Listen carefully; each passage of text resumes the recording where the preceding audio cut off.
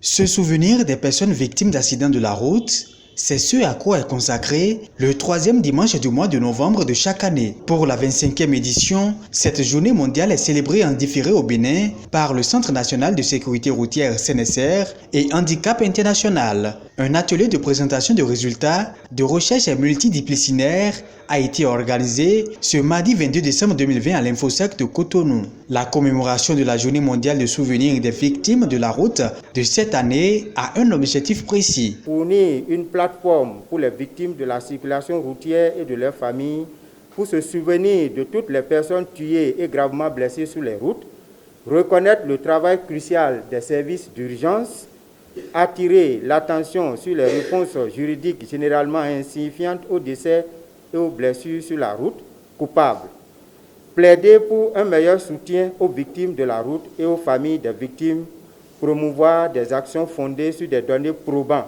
pour prévenir et éventuellement arrêter d'autres décès et blessures sur la route. La célébration de la Journée mondiale de souvenir des victimes de la route coïncide cette année avec la Journée africaine de la sécurité routière, un double événement qui intervient en pleine campagne de sensibilisation marquée par diverses activités. Cette journée vient après l'installation de la plateforme des acteurs de la sécurité routière et la cérémonie de remise des prix aux lauréats du G sécurité routière qui a permis d'élaborer des outils innovants de sensibilisation pour un montant de 4 500 000.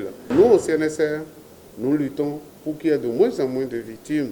Et donc, une journée comme celle-ci, double célébration d'ailleurs, parce qu'elle marque aussi la journée africaine pour la sécurité routière, ne reste pas sans marquer la vie de la sécurité routière au Bénin. Au cours de cet atelier, plusieurs communications ont été animées sur différentes thématiques.